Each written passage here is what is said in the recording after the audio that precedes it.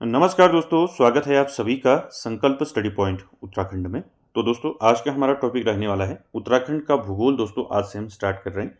तो उत्तराखंड का ज्योग्राफी देखेंगे और इसमें दोस्तों क्रमवार जो है दोस्तों हम उत्तराखंड का भूगोल देखेंगे, यानी कि क्रमवार उत्तराखंड का भूगोल हम कवर करेंगे। साथ ही साथ दोस्तों ज्योग्राफी यानी कि उत्तराखंड का जो भूगोल है उससे संबंधित जितने भी फैक्ट हैं उनको हम टू द पॉइंट जो है उनको देखेंगे। साथ ही साथ दोस्तों उत्तराखंड के भूगोल से जुड़े हुए सभी इंपॉर्टेंट टॉपिक जो है कवर करते हुए चलेंगे। तो दोस्तों आज का सेशन जो है इंपॉर्टेंट है और साथ ही साथ दोस्तों आप सभी जो है वीडियो के एंड तक जरूर बने रहें। चलिए दोस्तों स्टार्ट करते हैं आज का सेशन।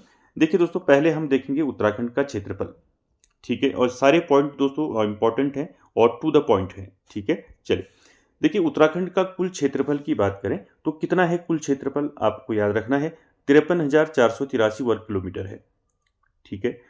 तो इसको याद रखेंगे कि उत्तराखंड का जो कुल क्षेत्रफल है कितना है 53,483 वर्ग किलोमीटर है, इसको याद रखेंगे, ठीक है।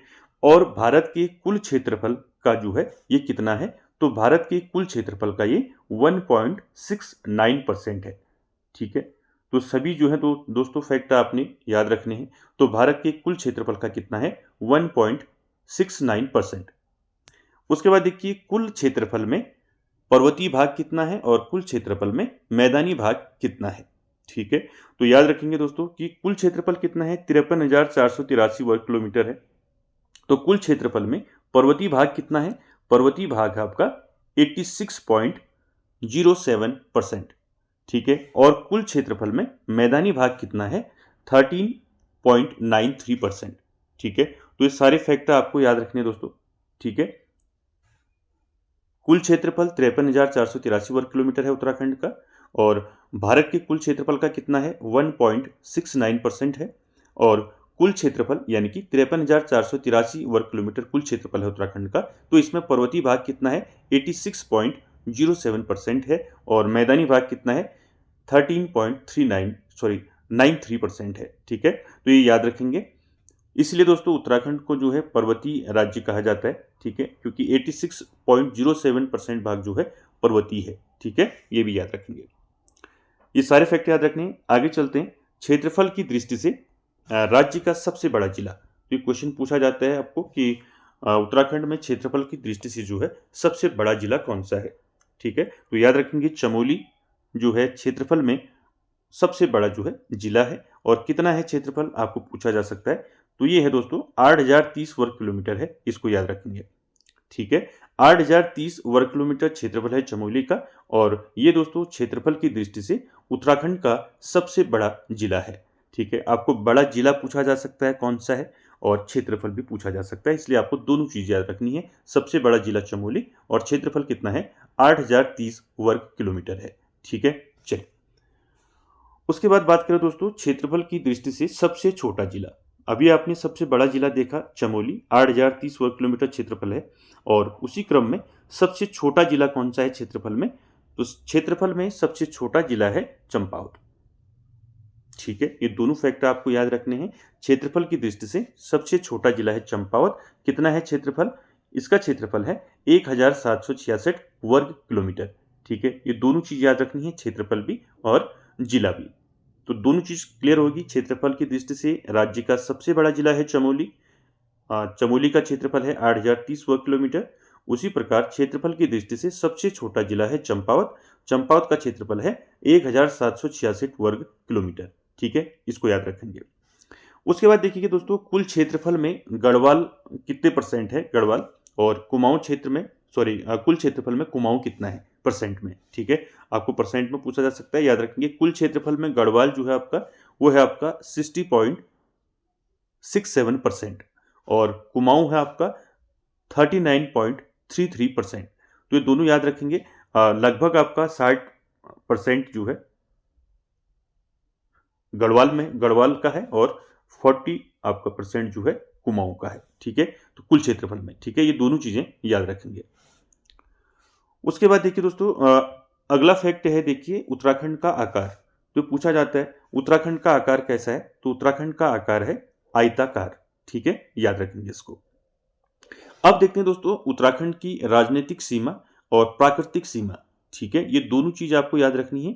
और यहाँ पर दोस्तों आपको ये जो मैंने बना रखा है ये फिगर, इसको आपको अच्छे से इसको नोट कर लेना है।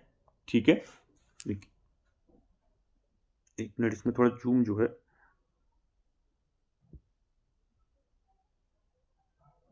ठीक है, आई होप आपको दिख रहा होगा।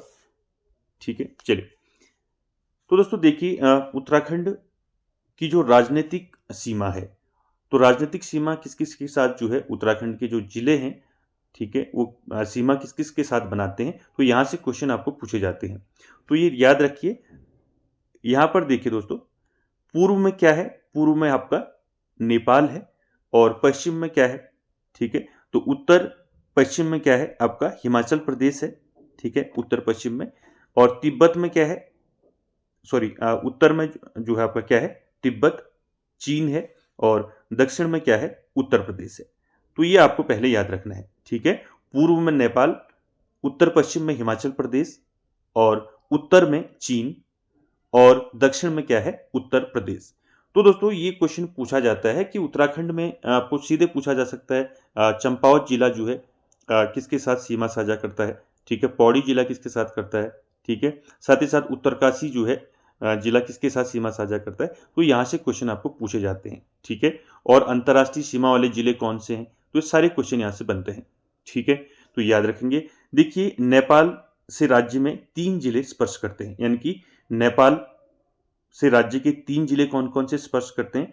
पहला है आपका पिथौरागढ़, दूसरा है आपका चंपावत, तीसरा है उधम सिंह नगर। ठीक है, याद रखेंगे कि नेपाल के साथ 3 जिले जो हैं लगते हैं, स्पर्श करते हैं। आपका पिथौरागढ़ हो गया, और चंपावत, और उधम सिंह नगर। ठीक है, ये 3 जो हैं दोस्तों जिले नेपाल से जो है स्पर्श करते हैं। इनको आप याद रखेंगे, पिथौरागढ़, चंपावत, उधम सिंह नगर। इसी प्रकार दोस्तों पश्चिम में, अगर हम उत्तर पश्चिम में जाते हैं, तो उत्तर पश्चिम में क्या है, उत्तर पश्चिम में हिमाचल प्रदेश के साथ जो है सीमा साझा करता है। तो देखिए, हिमाचल प्रदेश जो है कहाँ है, उत्तर पश्चिम में है। तो हिमाचल प्रदेश से दोस्तों 2 जिले स्पर्श करते हैं उत्तराखंड के। आपको पूछा गया है कई बार दोस्तों कि उत्तरकाशी जो है, या हिमाचल प्रदेश से जो है उत्तराखंड के कौन से जिले स्पर्श करते हैं, तो आपको याद रखने हैं 2 जिले स्पर्श करते हैं। ठीक है, कौन कौन से हैं, देहरादून और उत्तरकाशी। याद रखेंगे कि देखिए, हिमाचल प्रदेश के साथ उत्तराखंड के 2 जिले कौन कौन से स्पर्श करते हैं, एक है आपका उत्तरकाशी, दूसरा है देहरादून। ठीक है, ये दोनों याद रखेंगे, उत्तरकाशी और देहरादून। ये उत्तराखंड के 2 जिले हैं दोस्तों, जो हिमाचल प्रदेश के साथ जो है सीमा साझा करते हैं। ठीक है, क्लियर हो गया। उसके बाद देखते हैं आपका उत्तर में। तो उत्तर में क्या है, चीन है दोस्तों। तो चीन दोस्तों, चीन से 3 जिले स्पर्श करते हैं, याद रखेंगे। चीन से 3 जिले कौन स्पर्श करते हैं चीन से, उत्तरकाशी, चमोली और पिथौरागढ़। ठीक है, उत्तरकाशी, चमोली और पिथौरागढ़, ये जो है दोस्तों, ये 3 जिले जो हैं चीन से जो है सीमा साझा करते हैं, यानी कि 3 जिले स्पर्श करते हैं, तो याद रखेंगे। उसी प्रकार दोस्तों दक्षिण में देखेंगे, तो दक्षिण में उत्तर प्रदेश है। तो उत्तर प्रदेश के साथ दोस्तों उत्तराखंड के कौन कौन से जिले लगते हैं, तो याद रखेंगे। तो 5 जिले लगते हैं उत्तर प्रदेश से। तो उत्तर प्रदेश से दोस्तों उत्तराखंड के 5 जिले कौन कौन से लगते हैं, आपको पूछा जा सकता है। तो आपने याद रखना है, उधम सिंह नगर, नैनीताल, पौड़ी, हरिद्वार और देहरादून। ये 5 जिले दोस्तों, ये उत्तर प्रदेश से लगते हैं, उत्तर प्रदेश को स्पर्श करते हैं, याद रखेंगे। और इसमें उधम सिंह नगर जो है दोस्तों, उधम सिंह नगर जो है यूपी के साथ सबसे ज्यादा जो है लंबी सीमा साझा करता है, ये भी आप याद रखेंगे। ठीक है, क्लियर हो गया। तो दोस्तों हमने देखा कि नेपाल के साथ जो है उत्तराखंड के कौन से जिले लगते हैं, पिथौरागढ़, चंपावत और उधम सिंह नगर। और हिमाचल प्रदेश के साथ जो है उत्तराखंड के कितने जिले लगते हैं, 2 जिले लगते हैं, उत्तरकाशी और देहरादून। और चीन के साथ दोस्तों उत्तराखंड के 3 जिले लगते हैं, उत्तरकाशी, चमोली और पिथौरागढ़। और उत्तर प्रदेश के साथ उत्तराखंड के 5 जिले लगते हैं, उधम सिंह नगर, नैनीताल, पौड़ी, हरिद्वार और देहरादून। याद रखेंगे दोस्तों। और इसमें उधम सिंह नगर जो है यूपी के साथ, यानी कि उत्तर प्रदेश के साथ सबसे ज़्यादा लंबी सीमा साझा करता है। तो इतने फैक्ट आपको याद रखने हैं। ठीक है,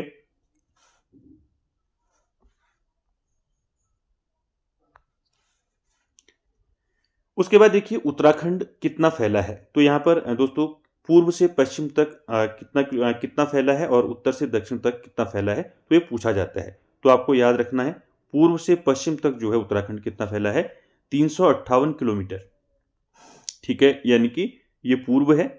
ठीक है, पूर्व से पश्चिम तक दोस्तों कितना किलोमीटर जो है फैला है, 358 किलोमीटर फैला है, इसको याद रखेंगे। ठीक है, 358। ठीक है, तो कितना फैला है पूर्व से पश्चिम में,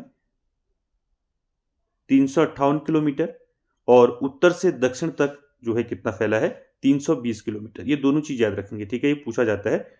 उत्तराखंड की दूरी पूछ सकते हैं आपको, पूर्व से पश्चिम तक कितना किलोमीटर फैला है, 358 किलोमीटर फैला है पूर्व से पश्चिम तक, और उत्तर से दक्षिण तक 320 किलोमीटर फैला है।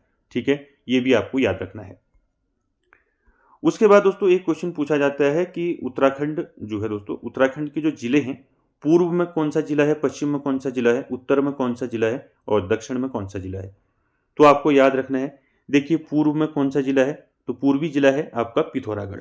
ठीक है, पूर्वी जिला कौन सा है, पिथौरागढ़ है। पश्चिमी जिला कौन सा है, पश्चिमी जिला है आपका देहरादून। ये भी पूछा गया है कई बार दोस्तों, इसलिए आपको याद रखना है। उत्तरी जिला है दोस्तों उत्तरकाशी। ठीक है, उत्तरकाशी। तो उत्तरी जो जिला है, उत्तर से आपको याद रखना है उत्तरकाशी। और दक्षिणी जिला है उधम सिंह नगर।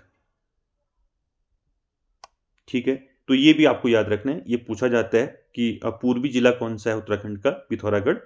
पश्चिमी जिला कौन सा है, देहरादून। और उत्तरी जिला कौन सा है, उत्तरकाशी। और दक्षिणी जिला कौन सा है, उधम सिंह नगर। ठीक है, ये सारे फैक्ट आपको याद रखने हैं दोस्तों, यहीं से आपको जो है क्वेश्चन पूछे जाते हैं। उसके बाद देखिए दोस्तों, अंतर्राष्ट्रीय सीमा वाले जिले। तो यहां पर देखिए अंतर्राष्ट्रीय सीमा वाले जिले कौन कौन से हैं। तो अंतर्राष्ट्रीय सीमा अभी मैंने आपको बताया। देखिए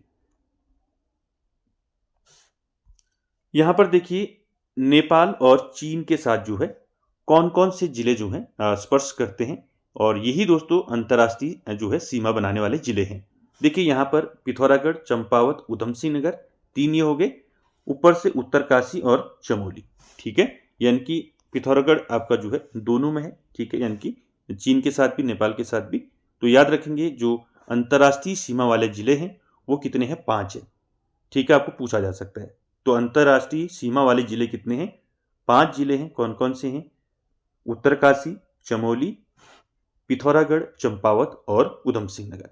ठीक है, अंतर्राष्ट्रीय सीमा वाले जो जिले हैं वो कितने हैं, 5 हैं। उत्तरकाशी, चमोली, पिथौरागढ़, उधम सिंह नगर और चंपावत। ठीक है, इनको आप याद रखेंगे।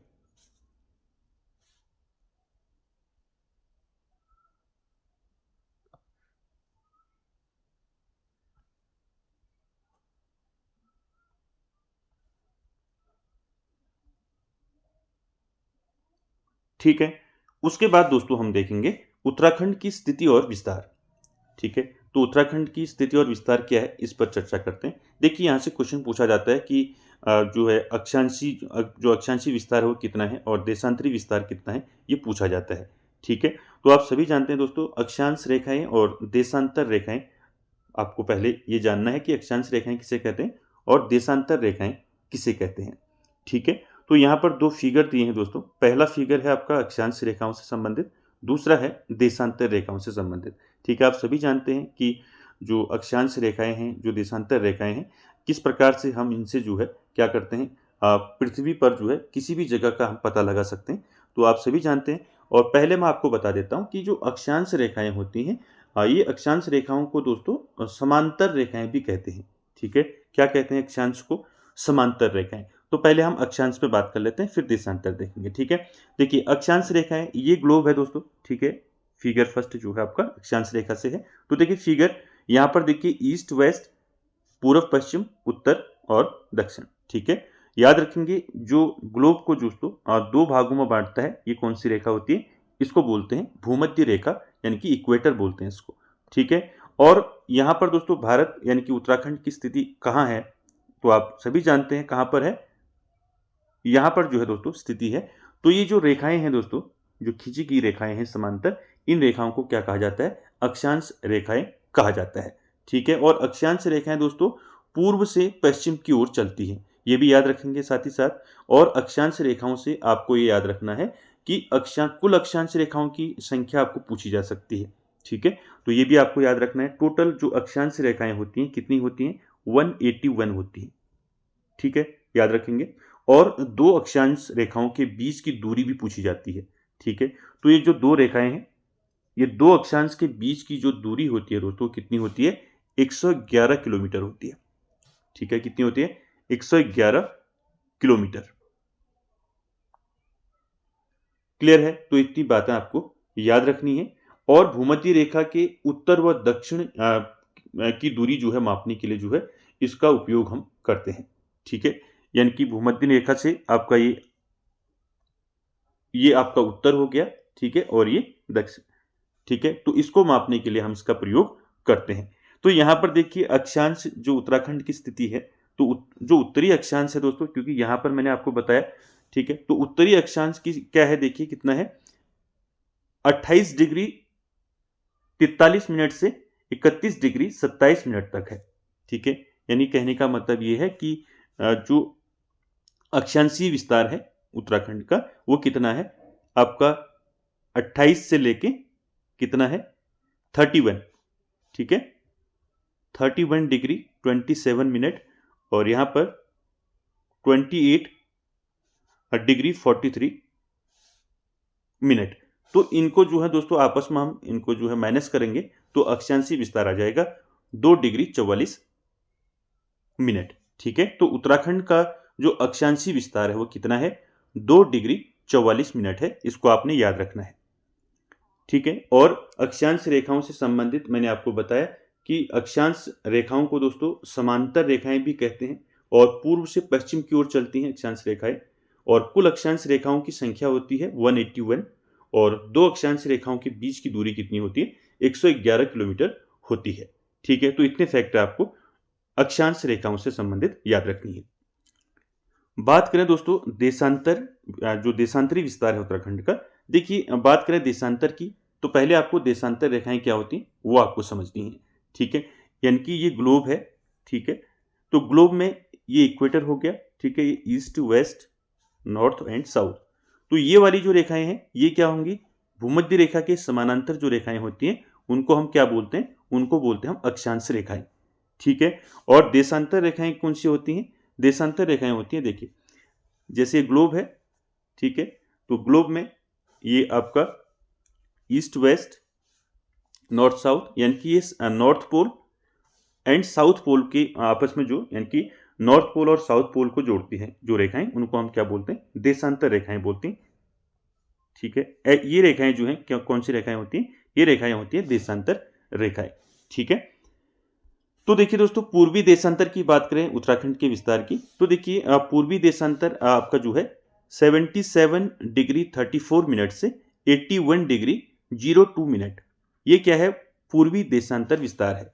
ठीक है, ये है आपका। ठीक है, तो ये जो है आपका यहां से लेके 77 डिग्री 34 मिनट से लेके 81 डिग्री 02 मिनट जो है इसका क्या है, पूर्वी देशांतर है। और विस्तार की बात करें तो दोनों को हम आपस में घटाएंगे तो क्या आ जाएगा, देशांतरी विस्तार आ जाएगा। तो कितना है देशांतरी विस्तार, 3 डिग्री 28 मिनट।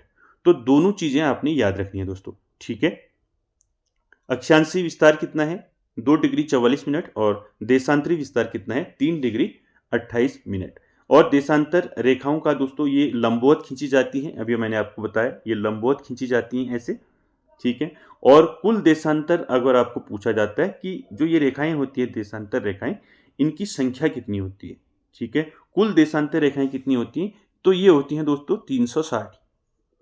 ठीक है, 360 जो है रेखाएं होती हैं देशांतर रेखाएं, इनको आप याद रखेंगे। ठीक है, और मैंने अभी आपको बताया कुल अक्षांश रेखाएं कितनी होती हैं, 181 होती हैं अक्षांश रेखाएं। ठीक है, और कुल देशांतर रेखाएं कितनी होती हैं, 360 होती हैं। ठीक है, ये दोनों चीज याद रखेंगे। और देशांतर रेखाएं दोस्तों जिनको हम क्या बोलते हैं, मेरिडियन भी इनको हम कहते हैं। ठीक है, जो उत्तरी व दक्षिणी ध्रुवों से लंबवत जो है चलती हैं, ये मैंने आपको बताया।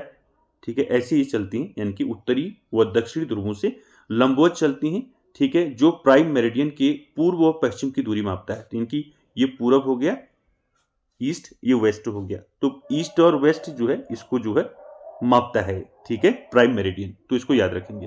तो यहाँ पर स्थिति और विस्तार से आपका कॉन्सेप्ट क्लियर हो गया कि अक्षांश, जो उत्तराखंड का अक्षांशी विस्तार है वो है आपका 2 डिग्री 44 मिनट और देशांतरी विस्तार है 3 डिग्री 28 मिनट। ठीक है, ये दोनों चीज याद रखेंगे दोस्तों। आगे चलते हैं दोस्तों, आगे देखते हैं उत्तराखंड के आंतरिक जिले। ये क्वेश्चन दोस्तों कई बार पूछा है, ठीक है, कि उत्तराखंड के निम्न में उत्तराखंड के आंतरिक जिला कौन है कौन नहीं है, ऐसे क्वेश्चन आपको पूछा जाता है। तो आपको ये याद रखना है उत्तराखंड के आंतरिक जिले, ठीक है। तो आंतरिक जिले कितने हैं? 4 हैं आंतरिक जिले। कौन कौन से हैं? रुद्रप्रयाग, टिहरी गढ़वाल, अल्मोड़ा और बागेश्वर। ठीक है, ये चारों नाम आपको याद रखने हैं। ठीक है, तो आपको याद रखना है कि उत्तराखंड के आंतरिक जिले कितने हैं? 4 हैं। आंतरिक जिले का मतलब ये ऐसे जिले हैं दोस्तों, इनकी सीमा न राज्य से लगती है और न ही देश से लगती है। तो इनको क्या कहा जाता है? आंतरिक जिले कहा जाता है। तो आंतरिक जिले कितने हैं? 4 आंतरिक जिले हैं, रुद्रप्रयाग, टिहरी, अल्मोड़ा और बागेश्वर। तो आपको याद रखना है 4 में से 2 कुमाऊं में है, 2 गढ़वाल में है। कुमाऊं में 2 आंतरिक जिले कौन कौन से हैं? अल्मोड़ा और बागेश्वर हैं। और गढ़वाल में कौन है? गढ़वाल में है रुद्रप्रयाग और टिहरी गढ़वाल। ये 4 जिले दोस्तों आंतरिक जिले हैं, इनको आपने याद रखना है। ठीक है, चलिए आगे चलते हैं दोस्तों। ये क्वेश्चन पूछा जाता है कि सर्वाधिक जिलों से लगने वाला जिला उत्तराखंड का कौन सा है? ठीक है, तो पौड़ी जिले की सीमाएं दोस्तों राज्य के 7 जिलों को स्पर्श करती हैं। ये 7 जिलों के नाम आपको याद रखने हैं। ठीक है, देखिए क्वेश्चन आपको पूछा जा सकता है कि सर्वाधिक जिलों से लगने वाला जिला कौन सा है, तो वो है आपका पौड़ी जिला। ठीक है, तो पौड़ी जिला दोस्तों, पौड़ी जिले की सीमा जो है राज्य के 7 जिलों से 7 जिलों को जो है स्पर्श करती है। कौन कौन से हैं 7 जिले? देखिए, पहला है नैनीताल, दूसरा अल्मोड़ा, तीसरा चमोली, चौथा रुद्रप्रयाग, 5वां टिहरी, 6ठा देहरादून, 7वां हरिद्वार। तो याद रखना है दोस्तों, ये 7 जिले जो है सीमा साझा करते हैं पौड़ी जिले से। तो पौड़ी जिले आपको पूछा जा सकता है सर्वाधिक जिलों से लगने वाला जिला कौन सा है? पौड़ी जिला है। कितने जिलों से लगता है? 7 जिलों से लगता है, जिसमें आपको कुमाऊं से भी पूछा जा सकता है कि कुमाऊं से कौन से जिले जो हैं पौड़ी से लगते हैं। तो 2 जिले लगते हैं कुमाऊं से, बाकी जो है आपके गढ़वाल से लगते हैं। ठीक है, याद रखने के लिए आपके लिए अच्छा हो गया। ठीक है, कि 2 जिले जो हैं कुमाऊं के पौड़ी जिले से सीमा साझा करते हैं। कौन कौन से हैं? नैनीताल और अल्मोड़ा। ठीक है, याद रखेंगे। और गढ़वाल से हैं आपका चमोली, रुद्रप्रयाग, टिहरी, देहरादून और हरिद्वार। तो ये 7 जिले दोस्तों याद रखेंगे। पौड़ी जिले की सीमाएं जो हैं राज्य के 7 जिलों को स्पर्श करती हैं। 7 के नाम आपको मैंने बता दिए। कुमाऊं के कितने जिले हैं? 2 हैं, और बाकी आपके 5 जो हैं वो गढ़वाल से हैं। ठीक है, इनको आपको याद रखना है। अगला फैक्ट देखते हैं दोस्तों, गढ़वाल के जिले जो कुमाऊं से लगते हैं। तो ये पूछा जाता है दोस्तों कि गढ़वाल के कौन से जिले, कितने जिले कुमाऊं से लगते हैं। ठीक है, यहां पर कंफ्यूज नहीं होना है। गढ़वाल के कितने जिले जो हैं कुमाऊं से लगते हैं? तो 2 जिले लगते हैं। कौन कौन से लगते हैं? एक चमोली और दूसरा पौड़ी गढ़वाल। ठीक है, तो याद रखेंगे गढ़वाल के 2 जिले जो हैं चमोली और पौड़ी गढ़वाल, ये किसके साथ जो है लगते हैं? कि कुमाऊं के साथ। ठीक है, अगर आपको पूछा जाता है कि गढ़वाल के कितने जिले कुमाऊं से लगते हैं, तो 2 जिले लगते हैं, चमोली और पौड़ी गढ़वाल। ठीक है, याद रखेंगे। उसी प्रकार कुमाऊं के जिले जो गढ़वाल से लगते हैं, यानी कि कुमाऊं के कितने जिले हैं जो गढ़वाल से लगते हैं। ठीक है, अभी आपने देखा ऊपर कि गढ़वाल के जिले जो कुमाऊं से लगते हैं, तो गढ़वाल के जिले कुमाऊं से 2 लगते हैं, चमोली और पौड़ी। और कुमाऊं के कितने जिले हैं जो गढ़वाल से लगते हैं? तो 4 जिले हैं दोस्तों। ठीक है, ये 4 जिले हैं जो गढ़वाल से लगते हैं। कौन कौन से हैं? देखिए, अल्मोड़ा, बागेश्वर, पिथौरागढ़ और नैनीताल।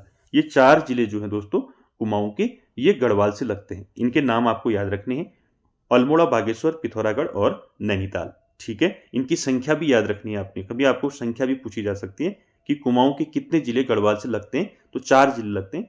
तो 4 कौन कौन से हैं? अल्मोड़ा, बागेश्वर, पिथौरागढ़ और नैनीताल। ठीक है, चल देखिए अगला फैक्ट है दोस्तों, हिमालयी यानी कि पर्वतीय राज्य की अवधारणा। देखिए उत्तराखंड जो है पर्वतीय राज्य है, 11वां पर्वतीय राज्य है उत्तराखंड। या पर्वतीय कहें या हिमालयी राज्य कहें, एक ही बात है। तो इसकी अवधारणा कैसे बनी उस पर एक बार दोस्तों चर्चा कर लेते हैं, इसको फटाफट जो है पढ़ लेते हैं। देखिए दोस्तों, देश के समग्र विकास के लिए चलाई जा रही योजनाओं के क्रियान्वयन के दौरान यह महसूस किया गया कि मैदानी क्षेत्रों की अपेक्षा पर्वतीय क्षेत्र विकास की दौड़ में पिछड़ रहे हैं।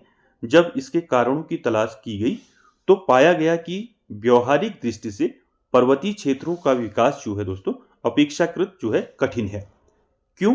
क्योंकि दोनों क्षेत्रों के विकास की जो मूल आवश्यकताएं हैं, प्राथमिकताएं हैं, आधार, मानक तथा विकास की समझ जो है अलग है, यानी कि भिन्न है। तो मैदानी और जो पर्वतीय क्षेत्र है इसमें बहुत सारा जो है दोस्तों भिन्न है, अंतर है।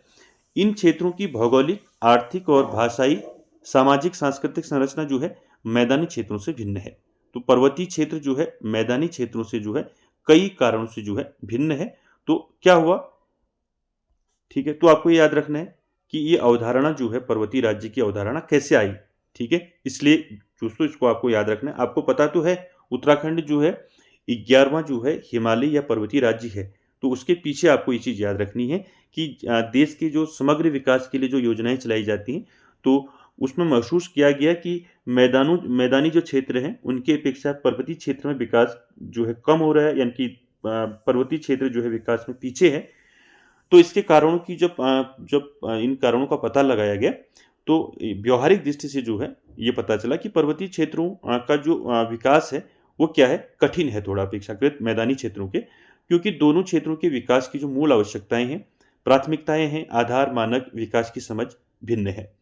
तो इन क्षेत्रों की जो है भौगोलिक, आर्थिक और भाषाई, सामाजिक, सांस्कृतिक संरचना जो है अलग है मैदानी क्षेत्रों से, ठीक है।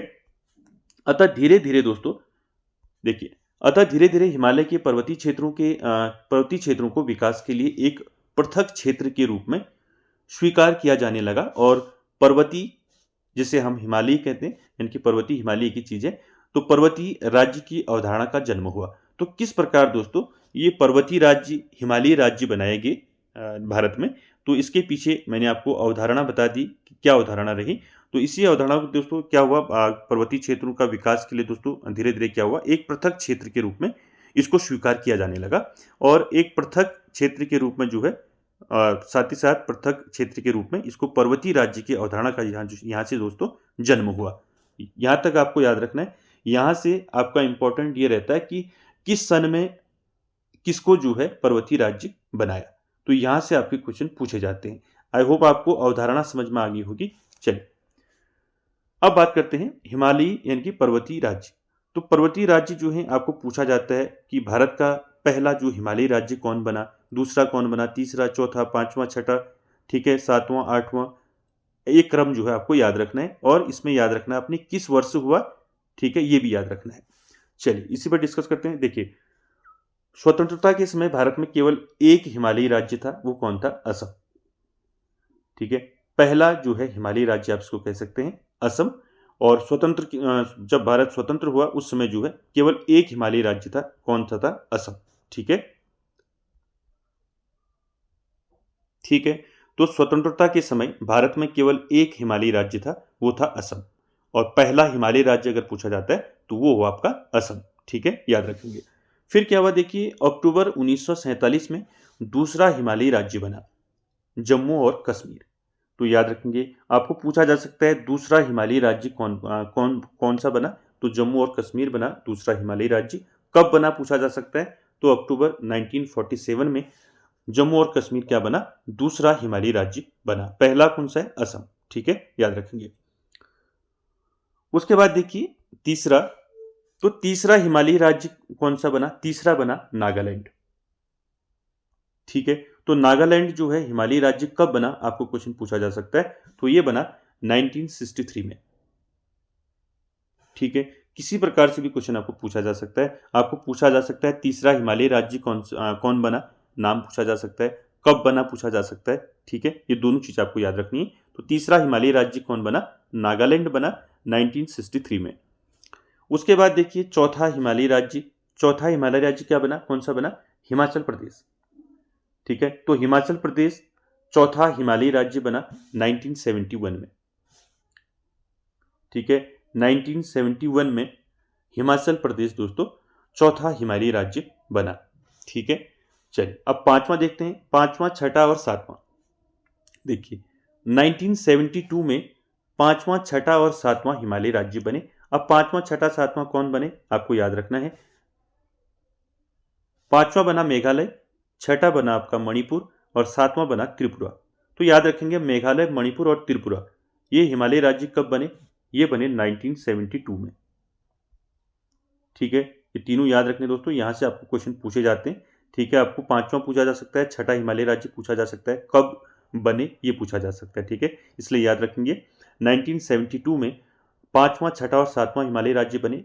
पांचवा मेघालय, छठा मणिपुर और सातवां त्रिपुरा। ठीक है, चलिए उसके बाद देखिए सातवें के बाद आठवां देखिए, आठवां हिमालयी राज्य बना सिक्किम। ठीक है, तो सिक्किम आठवां हिमालयी राज्य बना, कब बना पूछा जा सकता है आपको, 1975। ठीक है, 1975 में सिक्किम जो है दोस्तों आठवां हिमालयी राज्य बना। उसके बाद देखिए नौवां और दसवां हिमालयी राज्य कौन से बने। देखिए नौवां और दसवां हिमालयी राज्य बने आपके अरुणाचल प्रदेश और मिजोरम। ठीक है, नौवां हिमालयी राज्य कौन बना, नौवां बना अरुणाचल प्रदेश, कब बना, 1987 में। दसवां हिमालयी राज्य कौन सा बना, मिजोरम, कब बना, 1987 में। ठीक है, 1987 याद रखेंगे, नौवां और दसवां हिमालयी राज्य बने, नौवां अरुणाचल प्रदेश और दसवां मिजोरम। ठीक है, उसके बाद देखिए 2000 ईस्वी में 11वां हिमालयी राज्य बना उत्तराखंड। ठीक है, अब यहाँ पर आपका क्लियर हो गया होगा कि उत्तराखंड आपने क्वेश्चन कई बार देखा होगा। 11वां हिमालयी राज्य कौन बना, तो उत्तराखंड बना, तो इसको याद रखेंगे। तो 2000 में बना, ये भी याद रखना है। हिमालयी राज्य कब बना, 2000 में बना। ठीक है, ये भी याद रखना है। आई होप आपको समझ में आया होगा दोस्तों। हिमालयी राज्य या पर्वतीय राज्य क्रम इनका पता आपको याद रखना है। यहाँ से आपको जरूर पूछा जाएगा। आपने याद रखना है कि हिमालयी राज्य के क्रम में पहला जो स्वतंत्रता के समय जो भारत में जो हिमालयी राज्य था वो था असम। ठीक है, उसके बाद 1947 में दूसरा राज्य बना जम्मू और कश्मीर। 1963 में तीसरा हिमालयी राज्य बना नागालैंड। चौथा हिमालयी राज्य बना 1971 में हिमाचल प्रदेश। और उसके बाद 1972, ठीक है याद रखेंगे, 1972 में क्या हुआ, पांचवां, छठा और सातवां हिमालयी राज्य बने। पांचवां बना मेघालय, छठा बना मणिपुर, सातवां बना त्रिपुरा। ये तीनों कब बने, 1972 में। उसके बाद आठवां हिमालयी राज्य बना 1975 में सिक्किम। और उसके बाद नौवां और दसवां हिमालयी राज्य बने अरुणाचल प्रदेश और मिजोरम, कब बने, 1987 में। उसके बाद दोस्तों दसवां, नौवां दसवां ठीक हो गया, 11वां हिमालयी राज्य कौन सा बना, उत्तराखंड बना, कब बना, 2000 में। ठीक है, तो ये सारे फैक्टर आपको याद रखने हैं दोस्तों। तो दोस्तों कैसा लगा आज का सेशन, कमेंट बॉक्स में जरूर कमेंट करें। और इसका जो पार्ट दोस्तों आगे हम जो ज्योग्राफी का पार्ट 2 आएगा दोस्तों, उसमें हम फिर आगे जो है आगे ज्योग्राफी से जो आपके इंपॉर्टेंट फैक्ट हैं उन पर डिस्कस करेंगे। तो दोस्तों कैसा लगा आज का सेशन, कमेंट बॉक्स में जरूर कमेंट करें। और वीडियो को एंड तक देखने के लिए थैंक यू वेरी मच।